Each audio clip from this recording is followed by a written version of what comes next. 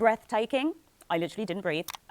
Exhilarating and intriguing. So what is this young woman talking about here? Breathtaking, exhilarating, intriguing. Was she like on the new Disney ride at Disneyland or something?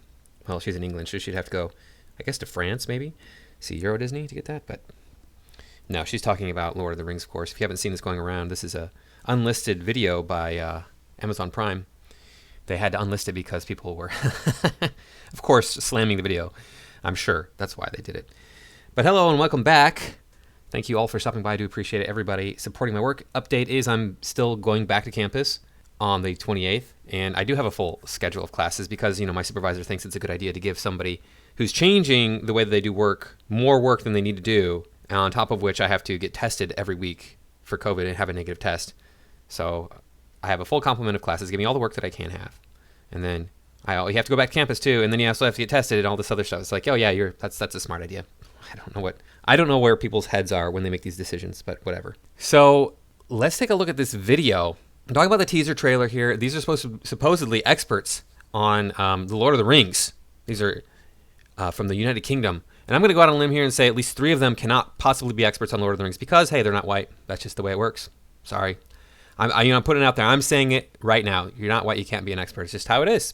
It's the way it goes. Let's go ahead and we'll rewind here to the very beginning and we'll watch Mr. Isla introduce himself. I like how his first name sounds like Mr. and then his last name is Isla. Isla, and I'm so excited because Prime Video's new epic fantasy series, The Lord of the Rings, The Rings of Power, just dropped with a teaser trailer, and I'm here with the Fellowship of Influencers, Chanel, Joel, and Kelsey. How you guys doing? Very excited after watching that. Come on. Very intrigued to just see everyone else's thoughts and just gather what we all think. Well, that's what we're here for. So I like how they have this panel here that's supposed to be, representative. We're representative. They got an Arabic person, a white person, and 2 black people. Is that the racial makeup of England? Is that the racial makeup of the United States? I mean, this is going to be an English-spoken show. Is the English-speaking world represented in this way? Is it half black, 1/4 Arabic, and 1/4 white? Is that kind of the racial makeup? They don't have any Hispanic people on here. There's a lot of Hispanic people in the United States, so I think they're dropping the ball quite a bit. All right, 3 words to describe The Rings of Power teaser trailer. Go. Okay. Breathtaking. I literally didn't breathe. Exhilarating and intriguing. Yeah. I was going to call first aid. It was like I was trying, but every time I was like, okay, take a breath, something new would happen, and it was. My guess is this child here, because she's acting like she's about 12, and she looks like she's about 15 in her mannerisms, not in her face, is not familiar with breathtaking television. She's never seen the actual Lord of the Rings films because they were pretty breathtaking.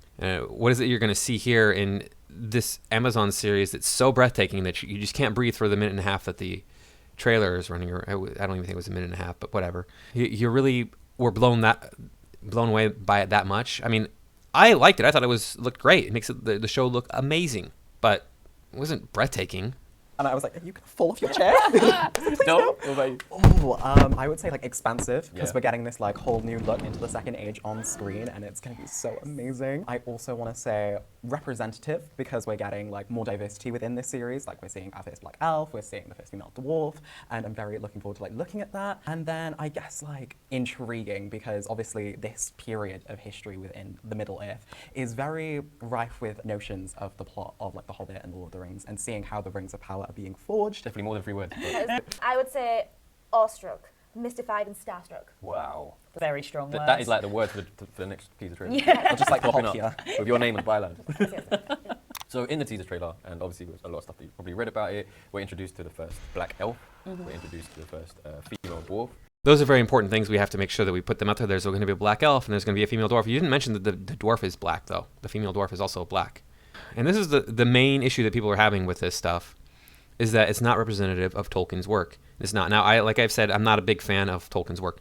I've seen the Hobbit animated film. I've seen the Hobbit live action film.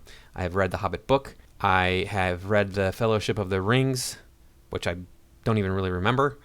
I've seen the live action films, which were amazing. I've seen the cartoon too, the animated movie, which wasn't that good. But yeah, the original Lord of the Rings films, amazing films. I'm a fan of those. Traditional medieval fantasy doesn't really interest me that much. And I've said it on my channel many times that I'm a huge fan of medieval fantasy. But no, I like the setting. And then I like seeing action and magic happen in that setting. I don't like these weird little fairy tales. They're just like, oh, look, the trolls, they forgot that daylight was coming, so they turned to stone when the sun came up. Excuse me? You're not going to forget, like, this deadly thing that's going to happen in a few minutes. You're going to be like, we got to go hide because, hey, we're going to die soon. No. Okay, it's just silly stuff like that is often in these fairy tales. Like, fairy tales were so silly back in the day. I'm not joking. This is how silly they were.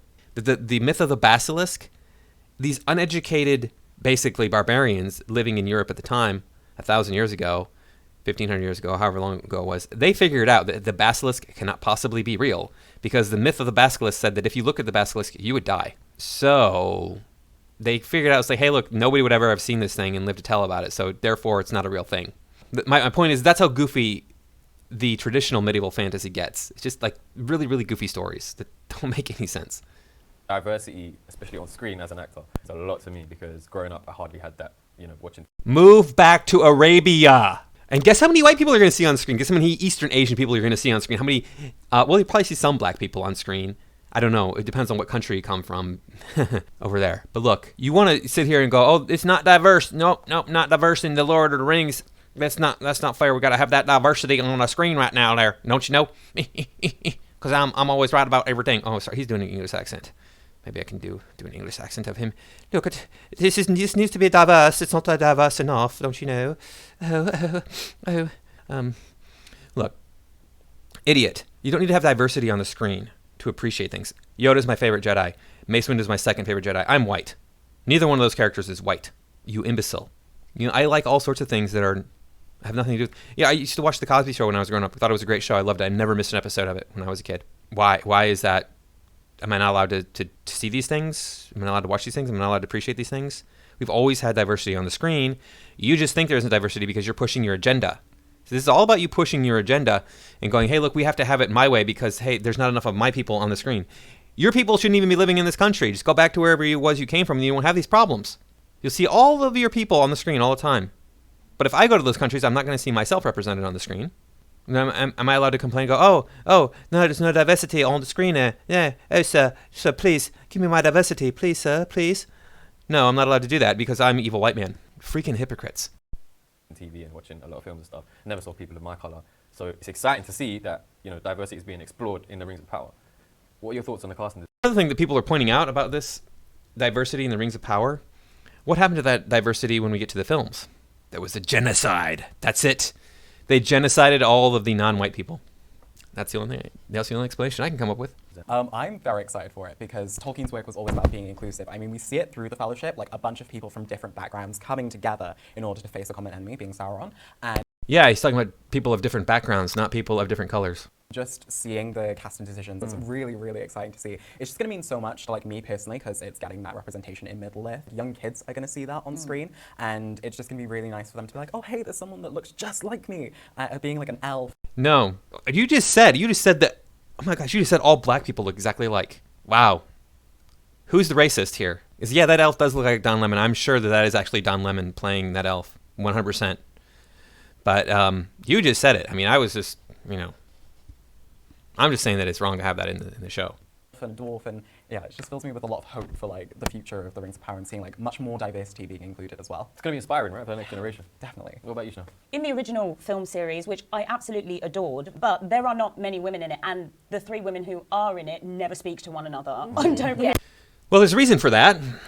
I know it's hard for you to believe this, and it's just go with me on this here. Human beings have these things called babies, and they require a lot of care, and it's more difficult and dangerous for women to fight when they have a baby in their belly. Furthermore, you don't want to put your women on the front lines if you can't help it, because, hey, if they die, you're limiting your ability to reproduce. So you're going to have fewer babies, therefore your country is going to have a shrinking population. You figure it out from there. No, wait, I'm sorry, you can't. You're not smart enough. Women are not as strong as men, therefore they shouldn't be fighting against men, typically. Women have to raise the babies, they have to bear the babies. It's harder for them to fight when they're doing those sorts of things. Somebody has to take care of the babies. I'm sorry, that's just the reality we live in, especially when you're talking about a time called the Middle Earth, which was thousands of years ago when we didn't have all this modern technology that will raise a baby for you. When it wasn't easy to go, hey, look, I'm going to hire you to care for my child because, I have all this extra disposable income. When peasants, both male and female peasants, had to work the fields just to feed their family, and they had babysitters watch the children, female babysitters watch the children.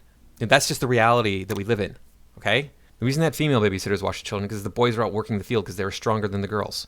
So it will be so cool to be able to see more female representation, to maybe see them actually interact with one another. I'm very excited to see it. What about you, Kels? Oh, it just makes me so excited for the next generation because, like, as you said, like, growing up, like, I was still excited about being an elf or a hobbit and joining in with it, even though I wasn't represented, like, even, like, my disability or my queerness wasn't represented. Okay, I apologize. All 4 of these people are disqualified from being experts on Lord of the Rings because she's queer. I didn't realize. I like how this is representative of the English population here. You have 2 homosexual people. I'm sorry, gamosexual. I said that wrong. Gamosexuals. At least 2. Maybe there's 3. I mean, this Mr. Isla, I think he's like queer as a $3 bill, but I could be wrong. And then the others, there's only one straight person. So you're telling me 75% of England is gay? Yeah, I find that hard to believe. Now, this person, what is your disability? Stupidity? I think that's probably your disability. It seems about right. You're stupid? Okay, so none of you are qualified to talk about the Lord of the Rings. I'm more qualified than you are to talk about Lord of the Rings, so.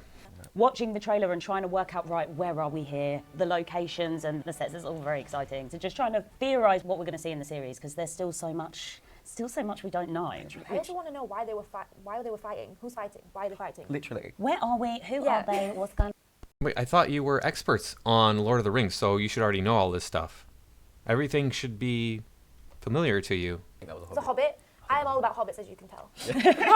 So. I wonder any theories on who the hobbit might be, if it is a hobbit. Is it a young Smeagol? Maybe like some ancestor of the Baggins or something. Yeah. Always those Bagginses getting into trouble. They should never have left. Correct me if I'm wrong, those of you who are Lord of the Rings fans, the hobbits should not even exist in this series because they didn't come to Middle-earth until later in the Second Age. I mean, that's my understanding of it. I know more about it than these guys, and I don't consider myself an expert.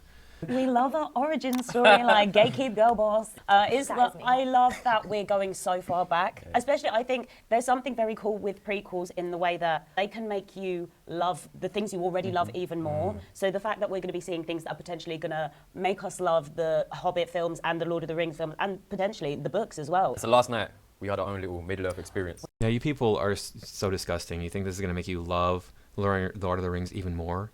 But this is not going to be Lord of the Rings. That's the thing. This looks like it's generic Fantasyland. That's fine. Generic Fantasyland would be great, but they want to make it Lord of the Rings. It's not Lord of the Rings. I just felt like a giant kid again. Yeah. Like, if childhood me could see this moment in my life, they would be like, wow.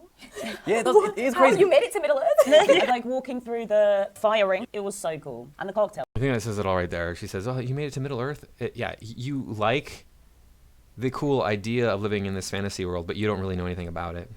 All right, I want to hear your fan theories. I feel like we're gonna see some early ruminations of like the rings of power being forged, because during the Second Age, this is where like Sauron comes in and he's like, "Yo, I'm gonna teach." He's like, yo, I'm gonna make a ring right now. I'm gonna teach you how to make some I rings. feel like there needs to be a reason for the rings to be made, right? So obviously with the wars happening, and then like, oh, What was the reason? Sauron. So I don't even know why the rings are being made. Because evil can only corrupt, it cannot create new. All right, so that's about 12 minutes of crap that I recommend you do not watch. Don't go. I'm going to leave the link below, but do not watch this. It is garbage. It's so bad. It's just 4 gamosexuals who are all diverse and disabled and trans, binary, non-binary, midget, hobbit. I don't know what problems they have. All the different problems.